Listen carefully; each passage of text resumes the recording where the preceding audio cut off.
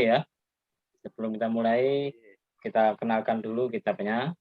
Kitab yang kita baca namanya kitab Mukhtarul Hadis. Nah, ini Pak, Mukhtarul Hadis.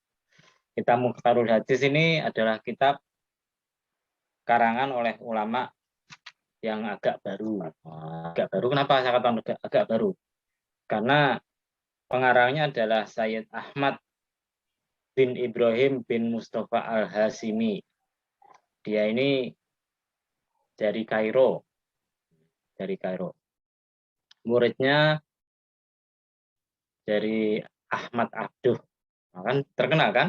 Dulu di Mesir itu ada pembaharu yang terkenal namanya Muhammad Rashid Ridho dan Ahmad Abduh. Yang apa itu namanya? Mereka adalah dosen-dosen dari Al-Azhar yang mengembangkan Universitas Azhar menjadi modern seperti sekarang. Zaman dulu kan Azhar itu memang terkenal, tapi kurang modern. Kemudian diperbarui oleh salah satunya pelopornya adalah Syekh Ahmad Abduh dan muridnya Muhammad Rashid Ridha. Nah ini Sayyid Ahmad Al-Hasimi ini adalah salah satu muridnya Syekh Ahmad Abduh. Beliau asli dari Kairo, salah seorang ahli sastra yang terkenal. Beliau itu punya kitab banyak. Tadi tak hitung itu karangan beliau itu yang sudah dicetak itu ada sekitar 9 karangan. Salah satunya adalah Mukhtarul Hadis ini. Tapi karangan yang bikin beliau menjadi terkenal, populer di seluruh dunia, ini bukan kitab Mukhtarul Hadis ini. Yang bikin dia terkenal itu kitabnya yang namanya Jawahirul Balaghah. Kitab Jawahirul Balaghah. Kitab ini begitu bagusnya, begitu menariknya, bahkan sampai guru-guru beliau sendiri kagum ketika membaca kitab Jawahirul Balaghah. Ini apa namanya? Beliau mengajar di banyak madrasah. Bahkan beliau itu mengajar di mana? Di Inggris, di Universitas Victoria. Dia juga ngajar di sana. Pengarangnya ini, saking hebatnya. Meninggal di Kairo pada tahun 1943. Jadi apa namanya? Belum ada 100 tahun meninggalnya. Belum ada 100 tahun. Karena itu saya katakan kitab ini adalah karangan dari ulama-ulama kontemporer. Tapi kalau kita lihat, isinya nanti, isinya itu hampir banyak yang berasal dari Al-Jami'us Shaghir karangan Imam As-Suyuti. Cuma nanti karena dia mengakunya, kita percaya saja ya, mengakunya beliau itu memilih dari berbagai macam kutubus sitah, kemudian diurutkan kitab-kitab hadis diurutkan sesuai abjad, maka hasilnya pun akhirnya mirip dengan Al-Jami'us Shaghir. Al-Jami'us Shaghir karangan Imam As-Suyuti. Kalau Imam As-Suyuti itu meninggalnya sudah lama. Meninggalnya 911 Masehi. Sudah lama sekali. Jadi kalau kita bandingkan dengan ini, ya apa namanya, jauh berbeda. Nah, sekarang tak tawarkan kita bacakan mukaddimahnya atau langsung hadisnya. Karena ada mukaddimahnya, ada hadisnya langsung. Nah itu diangkat Mas. Nah itu atasnya kan ada mukaddimah. Kalau bawahnya itu langsung. Mukaddimahnya dulu Pak, kadang ceritanya yang menarik. Oh iya. Ya, sebelum walaupun cuman dibaca sekilas, nggak detail, nggak apa-apa. Baca sekilas saja, nggak seperti pondok itu. Ya sebelum kita mulai sesuai adat. Enak aja tradisi pondok Pak. Oh iya. Kita mulai mengirimkan Al-Fatihah dulu kepada pengarangnya dan kepada diri kita semua. Mudah-mudahan bisa memberikan manfaat. Ila hadinias as-soliyah Al-Fatihah.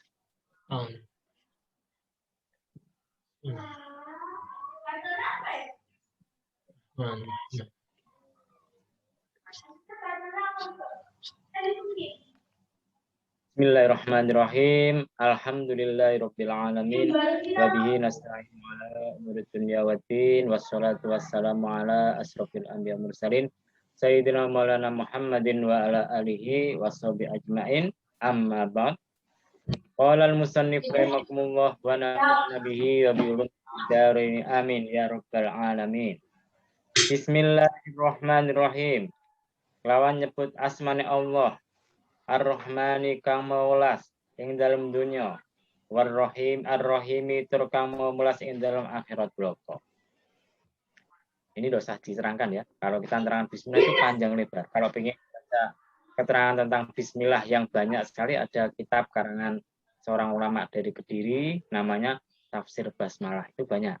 Banyak keterangannya. Tipis kitabnya.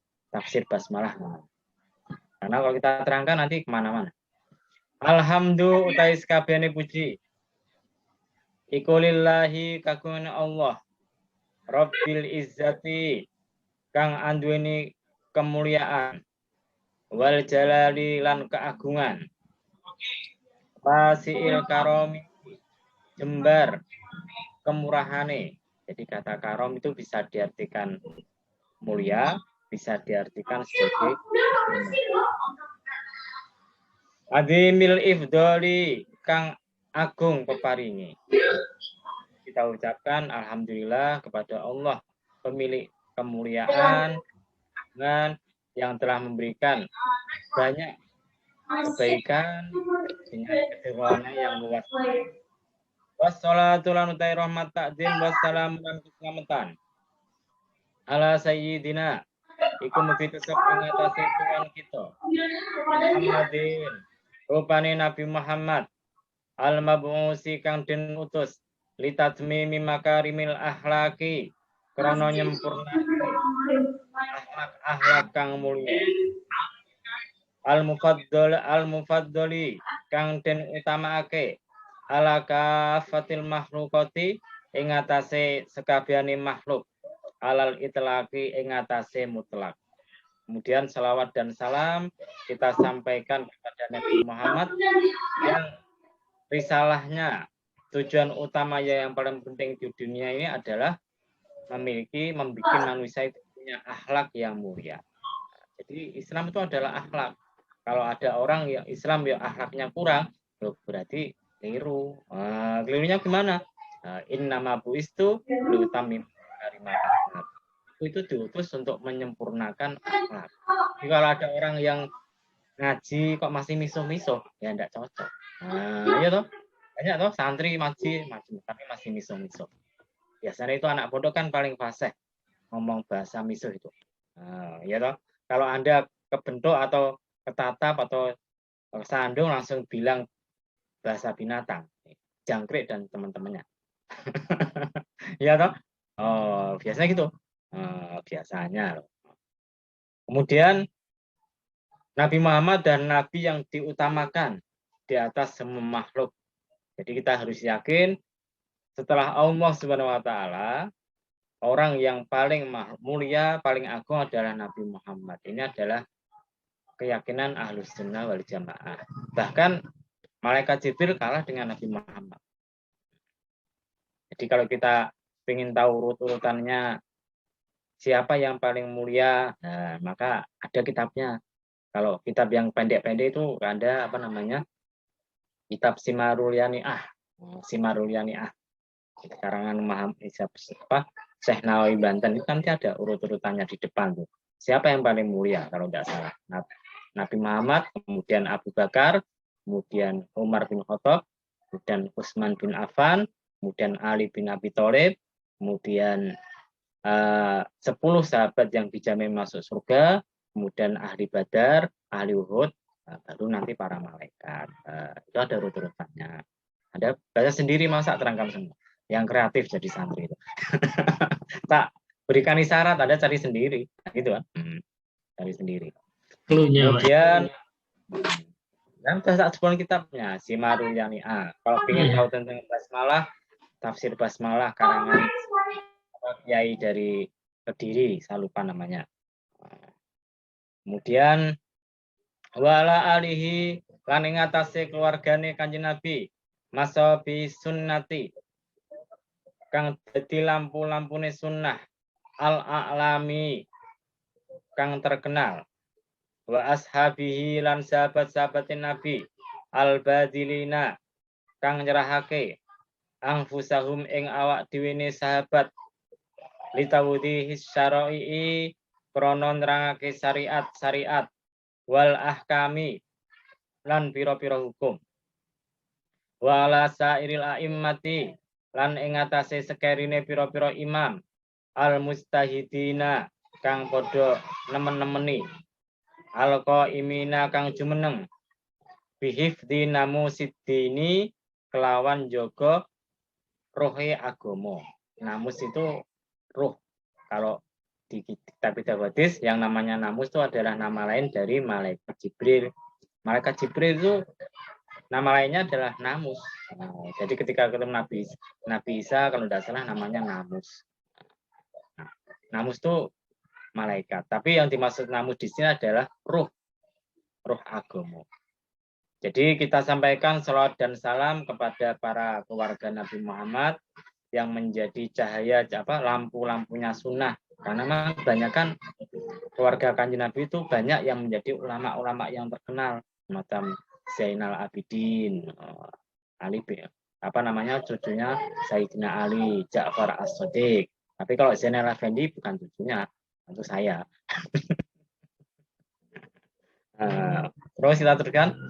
Demikian pula para sahabat-sahabatnya yang memberikan seluruh jiwa raganya untuk menerangkan agama-agama kita kepada masyarakat. Agama Islam kepada masyarakat banyak. Kalau kita lihat sejarah perjuangannya para sahabat, mereka itu ketika berjuang dalam masalah agama itu luar biasa sekali. Suatu saat ketika Nabi Muhammad mau berperang, beliau mengumpulkan para sahabat. Kemudian siapa yang mau nyumbang? Yang pertama kali nyumbang adalah Abu Bakar As-Siddiq. Berapa yang disumbang? Seluruh hartanya. Bayangkan, seluruh hartanya disumbangkan. Kanjeng Nabi ngomong loh, Abu Bakar, untuk keluargamu mana? Beres Kanjeng Nabi, keluarga saya sudah tak pasrahkan Allah SWT. Tapi habis itu Abu Bakar kaya lagi. Pengusaha sukses. Nah, jangan ditiru, Mas Ulu ya. Tak sumbang semua ya, nanti bangkrut. Kemudian Umar bin Khattab. Umar bin Khattab menyumbangkan kalau tidak salah itu separuh hartanya. Kemudian baru sahabat-sahabat yang lain. Itu para sahabat semacam itu. Kalau kita misalkan ditarik, ayo pengajian ya paling 5.000, 10.000, 50.000, 100 lah paling lama. Ya toh? Anda bandingkan dengan dengan para sahabat ya jauh beda. Ini kan jauh beda. Demikian pula kepada seluruh imam-imam ahli ijtihad yang telah berupaya keras untuk menjaga agama kita. Kenapa begitu? Salah satu keistimewaan agama Islam itu adalah sanad. Jadi kalau kita mempelajari agama lain semacam Kristen, Nasrani, Yahudi, mereka itu semuanya sanad sama nabinya terputus. Contoh, Nasrani dengan Nabi Isa itu riwayat kitabnya itu terputus sekitar 100 tahun. Kalau tidak salah paling cepat paling dekat itu cuma 80 tahun. Jadi tidak ada riwayat dari mereka kepada Nabi Isa yang sedetail seperti hadis kita. Apalagi orang Yahudi. Orang Yahudi itu sanadnya pada nabi-nabinya itu tidak ada. Pernah suatu saat itu karena orang-orang Yahudi itu begitu menjengkelkan, akhirnya kejadian orang-orang Yahudi itu semuanya dilupakan Tauratnya. Tinggal satu orang yang hafal. Siapa itu? Kalau Anda baca kitab namanya Uzair. Uzair itu suatu saat ketika jalan-jalan di kota, dia melihat reruntuhan. Kemudian dia mikir-mikir, ya Allah, ini gimana ya caranya bisa jadi ramai lagi. Kemudian dia tidur, dan tidurnya itu tidak hanya 1 hari 2 hari, sampai 100 tahun baru bangun. Ketika dia bangun sudah ramai kotanya. Di Al-Quran semacam itu. Nah, Uzair ini adalah satu-satunya orang yang hafal Taurat.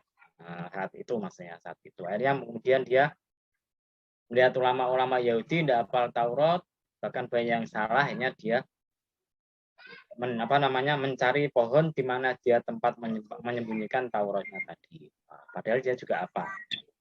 Jadi keistimewaan kita adalah sanad, tidak seperti orang-orang Yahudi Nasrani yang tidak punya sanad. Amma ba'du, ana pun ing dalem sawise kang den sebut. Falam makana mongko semangsane ana apa ilmu sunnati, apa ilmune hadis, an-nabawiyati kang bangsa nabi. Ba'dal Qur'ani ing dalem sawise Al-Qur'an. Al-Karimi kang mulya, a'dhamul ulumi iku luweh agung-agunge ilmu, apane qadron, apane ukurane. Warqaha lan luweh dhuwur-dhuwure, luweh luhur-luhure ilmu, apane sarofan, apane kemulyaane. Wa fakhron lan gumedine.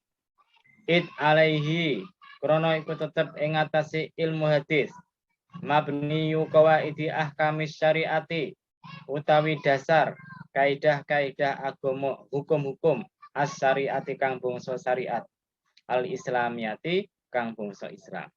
Wa bihi lan kauna ilmu hadis tadhuru jelas apa tafasilu mujmalatil ayatil qur'aniyah, apa penafsilan perincian piro-piro umume ayat-ayat Al-Qur'an.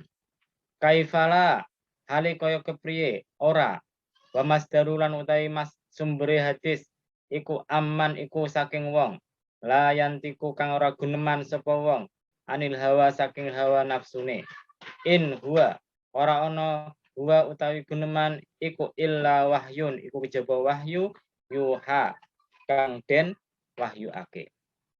Nah, jadi setelah kita tahu bahwasanya ilmu hadis itu adalah ilmu yang paling utama setelah Al-Quran, paling mulia setelah Al-Quran, karena ilmu hadis itu menjadi dasar hukum-hukum agama Islam, dan dengan ilmu hadis pula kita bisa tahu ayat-ayat Quran yang masih umum, kemudian diperinci sama hadis. Contohnya apa? Contohnya sholat. Kalau Anda baca Al-Quran dari halaman pertama sampai terakhir, Anda tidak akan menemukan sholat maghrib berapa 3 rakaat, sholat isya 4 rakaat, subuh 2 rakaat, tidak ada. Itu perinciannya berada dalam hadis. Demikian pula ketika Anda membaca Al-Quran, diterangkan tentang zakat, maka di situ tidak ada perincian. Onta zakatnya berapa, kambing zakatnya berapa, nisabnya ada berapa, tidak ada. Itu semuanya berdasarkan hadis. Karena itu kalau ada kelompok yang namanya ingkarus sunnah, kelompok yang mengingkari al-hadis, maka mereka akan bingung sendiri. Sholatnya gimana? Tidak tahu toh. Ditanya, kamu sholat isya berapa rakaat? 4 rakaat. Tahu dari mana? Oh, saya ikut masjid itu ya. Tidak ada ikut hadis dia, ikut masjid. Nah, itu repot toh. Jadi ingkarus sunnah itu madhab yang tidak laku. Kok bisa semacam itu? Karena hadis ini adalah sumbernya dari orang yang tidak berbicara dari hawa nafsunya, yaitu Nabi Muhammad. Nabi Muhammad itu kan kalau mengeluarkan sesuatu hukum itu biasanya berdasarkan wahyu. Tapi kalau masalah duniawi, kadang ijtihad Nabi Muhammad sendiri. Contohnya apa? Contohnya suatu saat ketika Rasulullah berperang, dia ngajak sahabatnya, para sahabatnya kemudian diajak, ayo kita menetap di sini. Maka ada sahabat yang tanya, baik Kanjeng Nabi, keputusan dengan menetap di sini itu apakah wahyu dari Allah atau pikiran jenengan sendiri, pikiran Nabi sendiri? Maka Nabi mengatakan, ini ijtihad saya. Saya pikir ini tempat yang bagus. Kalau ini ijtihad Kanjeng Nabi, maka saya punya pendapat lah Nabi. Di sini tempatnya kurang bagus, yang bagus di sana itu loh. Akhirnya kemudian Kanjeng Nabi menuruti sarannya sahabat tadi. Ini kalau masalah duniawi. Nah, itu. Tapi kalau masalah agama, ya sumbernya langsung dari Kanjeng Nabi, itu langsung dari Allah SWT. Paham ya? Ini. Ya, Nabi itu kadang-kadang ijtihad. Salah satu ijtihad yang fatal itu ketika Kanjeng Nabi melihat orang-orang di Madinah itu menyerbukkan kurma. Jadi tumbuhan tanaman kurma itu diserbukan laki-laki sama perempuannya. Ada kan? Kurma laki-laki, kurma perempuan kan ada. kemudian Kanjeng Nabi ketika lihat itu, Kanjeng Nabi bilang, wah enggak usah diserbukkan, biar alami saja. Nah, ternyata habis itu panennya gagal total, banyak yang rugi. Nah, maka Kanjeng Nabi kemudian bilang, antum a'lamu bidunyakum, kamu lebih tahu tentang urusan dunia kamu. Nah, ini Kanjeng Nabi. Kanjeng Nabi kadang-kadang ijtihad tentang masalah dunia, tapi bisa keliru. Tapi kalau ijtihad masalah agama, insya Allah betul. Lalu itu kan, betul. Karena itu wahyu dari Allah Subhanahu Wa Taala. Tapi kadang-kadang ketika beliau beristihad tentang masalah agama dan dia rembukan sama sahabat, kadang-kadang bisa keliru. Nah, kenapa? Karena rembukan sama orang, ya toh? Contohnya apa? Contohnya ketika terjadi perang Badar. Ketika terjadi perang Badar itu orang Islam banyak menangkap tawanan. Maka Umar sama Abu Bakar diajak musyawarah sama Kanjeng Nabi. Umar putusannya orangnya kan keras. Ya Kanjeng Nabi bunuh saja. Wah, keras Umar. Tapi kalau Abu Bakar, ya nggak usah Kanjeng Nabi, ini masih masih kaum kita, masih kerabat kita. Ya kita mintakan tebusan. Kalau ada yang tidak ditebus, kan ada orang yang bisa ngajar nulis, biarkan dia ngajari nulis orang Islam. Kanjeng Nabi ternyata condong pada pendapatnya Abu Bakar. Ternyata sama Allah Subhanahu Wa Taala ditegur. Saya lupa surat apa. Yang betul itu pendapatnya Umar bin Khattab, bukan kamu. Nah, gitu. Ini Kanjeng Nabi. Jadi kalau Kanjeng Nabi berisian masalah agama dan keliru, langsung dibetulkan sama Allah melalui Al-Quran. Biasanya semacam itu. Dan biasanya istiannya pun karena berdiskusi rembukan dengan sahabat. Nah, kemudian ini ada nadoman, ada syair lah, syair. Syairnya ini ikut baharnya namanya bahar kamil. Bahar basit, keliru, bahar basit. Jadi kalau kita lakukan innal basita ladaihi yubsatul amalu mustafilun fa'ilun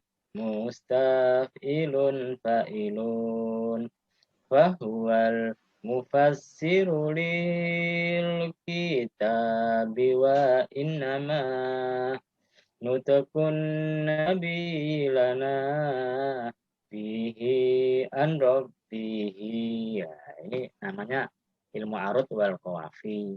Nah, jadi caranya gitu Mas. Ada ilmunya sendiri. Ada ilmunya. Tapi saya Anda dulu ngerti taklim atau apa, biasanya kan sama Mbah Sanjili kan dilakukan. Nah, itu ada baharnya. Ini baharnya bahar basit namanya. Bahwa maka utai Kanjeng Nabi tidak usah kita bahas, terlalu panjang lebar bahar basit itu. Nah, bahar itu nanti ada sekitar 20 apa saya itu.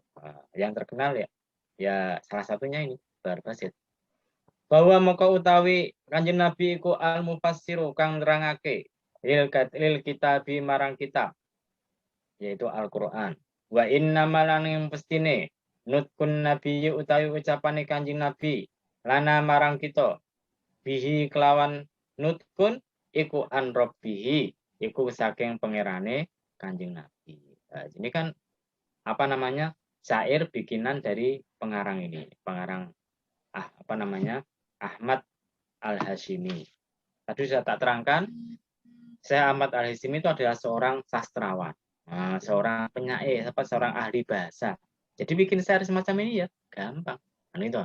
Kalau saya dengan Anda bikin syair semacam ini ya nggak iso, nggak gatuk biasanya.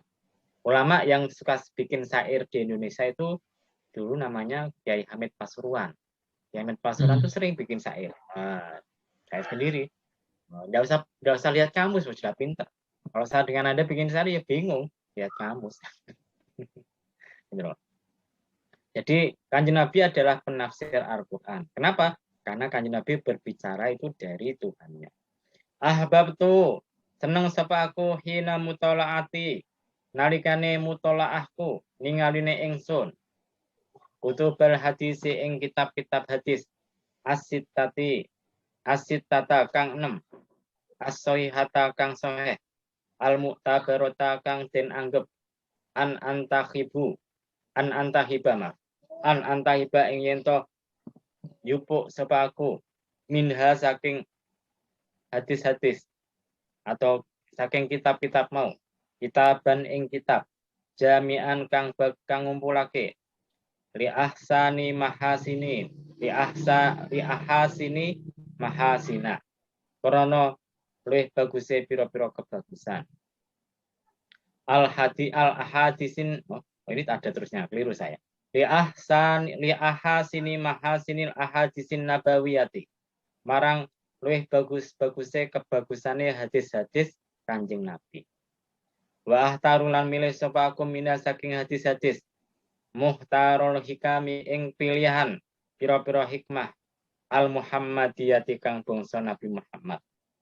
Mustamilan ingkang mengandung alama ing atase perkara tamusu kang demek atau kang perlu ilahi marang ma apa al hajatu apa kebutuhan al istimaiyatu kang bangsa masyarakat wa tad'ulan dorong ilaihi marang ma apa al jami'atu